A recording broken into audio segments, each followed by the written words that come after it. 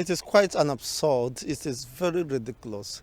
And well, I may not totally dismiss that it is a surprise. Why? Because when you understand the body language of this government, especially this current dispensation in the fight against uh, against insurgency, against corruption, you understood that this government is they're just playing to the gallery. They are not serious. They are not sincere. How do you inform the public that they are supposed the repentant Boko Haram? What informed that position? How do you know that they are repentant? People who have been radicalized, indoctrinated. This is an ideology. It's not just about just a simple belief. It is an ideology that has been inculcated, indoctrinated. They have accepted that faith, and you suddenly tell me that they are denouncing that faith. By saying they have repented is simply telling us that they have denied the position, the current former position they hold in respect to Islamic apologists or jihadists. So it is the height of irresponsibility on the said government. Why you go about with fierce, full use of force against defenseless people? You can understand the reason why this government cannot be pardoned, cannot be forgiven. NSAS protesters, you use machine guns, sophisticated weapons that should be used in the war fronts against them. And now you are considering to give the supposed repentance Boko Haram terrorists, world acclaimed terrorists, amnesty, and reintegrate them into the society and probably absorb them in your military or other agencies. Parastatals. It's very unfortunate. It is unfair. It's very unfair. And it is unbecoming of this government. You can understand that truly they could not be absorbed of this complicity. In fact, why this Boko Haram, the government or the security apparatus agents could not dislodge the insurgency even at this time. To this time is because of the conspiracy of silence on the part of the government. Most of the military officers have laid claim that when they want to unleash terror on the bandits, on the Boko Haram, they will be asked not to. Order from above. You can understand, and now you want to give them extended amnesty and they absorb them into the society and they become nuisance and terror to their host communities. It's giving feedbacks and information to their main camp. That's why, of course, how do they get information? And they will lead those people to raid and conduct the operations. And, of course, we do it very neatly and much casualties will continue to be recorded. It's very unfortunate. It is unacceptable. I don't know what the National Assemblies and the other party concerned are doing in this respect. Why should the government continue? Do you know how much has been expended in this fight against Boko Haram? Rather than holding them in detention, you are not after indigenous people of Biafra who are moving about their legitimate duty, who are seeking or defending their politically or constitutionally protected opinion. You are now holding them to ransom. Why? It's unacceptable and people cannot tolerate this. Nigeria have expended trillions of dollars, barely 2 decades now, in the fight against Boko Haram insurgency, which have virtually destroyed the entire northwest, northeast region. And of course, other regions have felt the impact of this due to the mass exit or movement of this supposed terrorists across the southwest and southeast, south region under the disguise of herdsmen. I said, we cannot continue with this. The government using the hard-earned money, our common resources, to fuel, to fund, you see, to resuscitate terrorists, to sympathize with terrorists, to encourage terrorism at the expense of the supposed citizens.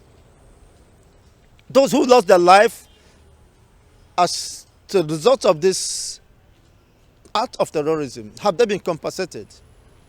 So what is the plan or project the government is mapping out for the families who are bereaved, who lost their loved ones, who lost their breadwinners, who lost their mothers, who lost their children? What is the program the government is bringing out to compensate them or to console them? Is there any consolation for them? But here you are discussing about Boko Haram, to forgive them, to reintegrate them, to give them juicy treatment, preferential treatment and all that. Why most millions or hundreds of thousands has been lost as a result? Lives have been lost. Billions have been lost. So many communities have been destroyed. Farmlands and houses and people have been devastated. You see, what are you doing about those who are in IDPs? Over millions of them who are not being catered for, who are not being taken care of. There's no medical facility that could, cater for this number of population of the citizens who fled their homes as a result of the insecurity situation within the country. Because the government is just an internal crisis, and the government could not man the supposed borders, porous borders, and beef up security. They will only move their armored car, war tanks to the east to continue the genocide. That is what gives them the pleasure. That is where they derive the pleasure and satisfaction. And to compensate the Boko Haram and reintegrate them and push them down to the east to continue to kill the people. It's very unfortunate. That's why people cannot accept that level of injustice. You see? No insane society could stoop too low to negotiate with terror groups, let alone giving them amnesty, giving them undeserved considerations and portfolios is very unacceptable. You are rather encouraging I myself to be terror driven, because you have no plan for me and the average Nigerians, millions of the youths, hundreds of millions of them who are roaming the streets.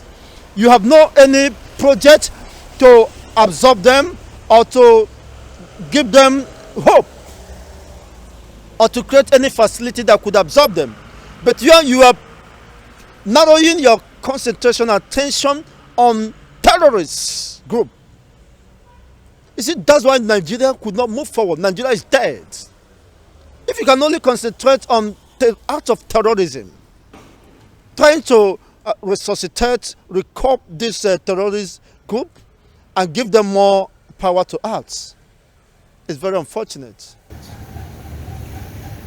It's very unfortunate, I would say too. Okay, so I'm just being curious right now. The sit-at-home order the Southeast is going on with. Usually it's Monday sit-at-home. Now, yesterday, Tuesday was also sit-at-home. And coming Friday, the 17th, is also another sit-at-home. Then another Monday again, sit-at-home. So what do you think is happening? What's your view? Do you think the Igbos even know what they're doing to themselves? Because I think right now they're doing more harm than good to themselves. But what do you think though? Well, as much as I can understand, the position of the DOS in respect to the sit at home is very clear, and based on the available information on the public domain, they have suspended uh, the sit at home. And by what we are seeing this time is the reflection of the people's will. You see, the DOS, of course, are acting in the capacity of uh, the given to them by the indigenous people of Biafra. So, but the main people of Biafra have considered, well, their position a laudable one, but then they said they have to, as a way of course, expressing their griefs and dissatisfaction for holding back their leader behind bars. And they cannot, as it stands now, ascertain the psychological, physiological, and mental state of their supposed leader in the person of Mazi Nnamdi Kanu. So I think that is what informed the continue sit at home. And that, of course, they believe is the only tool or diplomatic way they could engage the government or draw the attention of the government of the day, who has in several occasions proved that their position against any protests or civil disobedience by protests. So I think that is the best things for them at this time. And you see, you don't consider the loss. There is no amount of price that could be enough, or that could be considered outrageous if you want to have freedom. Freedom is very priceless, but you have to pay a very serious cost price to achieve that freedom, because it's not given at the platter of gold. Nobody can give you freedom as you so wished. So you have to work for it, you have to fight for it. It is your rights, and nothing else could stop you. If your determination is strong, nothing can deter you. So on this premise, I may want to say that is, of course, yesterday was 14th of September. They said they observed that to commemorate with the invasion of their leader's house, where over 28 persons were gunned down by the instruments of the state, by the Nigerian militaries and other enforcement agency. So these are human beings, and there is no thing to done to recognize or honor them that could be considered outrageous or too much, because life is sacrosanct, and the life of these ones has been lost, and justice has not been called up. Nigerian government have not been made to pay such compensation to those who lost their loved ones. By the way, what crime were they convicted? These are people who are expressing their politically protected opinion, which of course is well specified in the supposed constitution of the Federal Republic of Nigeria, that you have the right to association, you have the right to decide your political affiliations and all that, and to self-determination. So it is not a crime against the state. And I don't see any reason why the Nigerian state should deploy such fears against people's will, which is not in any way contradicting the position of the law or jeopardizing the interests of the Nigerian state. It is their right, and whatever happens, you can see that the temple has been sustained irrespective of the threat and the killings that is ongoing. The people are determined. Even God himself in the book of Genesis, when he saw the determination of the men of those age, he said nothing can stop them. If God himself made such a proclamation that these people, nothing can stop them, then who is human being to stop an ordained mandate? So you can't consider it. So some people are making noise that economic, where it's clamping down the economy of the southeastern region or the old eastern region. Now, if you want to count your losses, you begin to count in comparison with the number of people that have been lost, casualties to the Nigerian military. The Operation Python dance and other crocodile python dance and python dance, but there in the north, they called it ras chase and Operation Smile, whatever smile. You see, we are not being treated or considered equal. Equality before the law is very paramount. If you must promote nationality, if you must promote coexistence and understanding, bridge understanding within different ethnic nationality, you must treat everybody equal before the law. And unfortunately, we are not seeing that happening anytime soon within the country. That's why, of course, agitation will be sustained across the southwest. They are, of course, calling for the Oduduwa nation. Across the Old Eastern region, the Biafra is already here. And even the middle belters are not left in this agitation. So what a reasonable or sensible government or responsible government should ask, what is responsible for these agitations across the entire regions? This is not just about a particular people. Formerly, it was just Biafra since 1967. Now, after 60 years, or probably roughly 60 years down the line, the Yorubas have come in terms with the reality that truly what the Biafrans saw, they are now realizing now that Nigeria is not, of course, has been described by the late sage Abafemi Awolowo, that Nigeria is just a mere geographical expression. That grammar is now being understood and well digested. That, of course, informed the position. Of course, you saw what happened in Yoruba states, Agatu and other Ibaraba and all that, where they recorded a massive massacre of their own indigenes.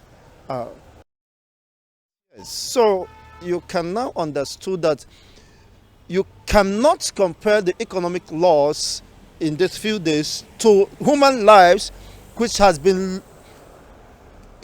lost and is being sustained. The genocide or whatever purported genocide had been sustained by the instrument of the state, which is very unfortunate. Human lives being lost. When people do not obey this statute order, what happens? They tend to probably be killed or something. So is this still not the IPOB people destroying their own or something, you know? Because you're saying life lost, and right now I think people are just sitting at home, probably just out of fear, you know, fear of being killed, fear of being slaughtered. Well, that is your personal assumption, and which is not binding on anyone. You see, the fundamental issues is that when you take when you sample people's opinion down to the grassroots, you understood that an average Nigerian or an average person has lost confidence in this system. You see, they are hopeless about the future of this system. Even in the current system does not inspire any hope or confidence or trust. So why should you continue with the system? So it is a willful and willingly act. They have chosen freely to sit at home And you can't compel them against their own wish, irrespective of the threats coming from the state governors and whatever. It is their right. I decide, even though I'm a civil servant or a public servant, life should be placed paramount. Because they understood that even though some people may want to come out, but their safety cannot be guaranteed by the instrument, by the state itself. You see, the state cannot guarantee your safety and my safety. We are just left at the mercy of the Almighty and whatever happens to us. Everybody to himself and God for us all. If you're dull, let the devil take you. That is the principle or the system entrenched within this contraction. So what should inform me? What should give me that hope to go about my business when I knew, of course, that the government of the day is not there for me. They can never. Even though they give you their words, you can't depend on them. And several instances have proven beyond reasonable doubt that we have no security system. Even the security apparatus agents are victims of these circumstances as well. They are not even secure themselves, even with the AK-47 or whatever at their disposal. They are not safe. Most of them are victims of these unfortunate circumstances. So what should inform me that my life can be secured, and even my business or property? So you should use your instincts should inform you that there is danger.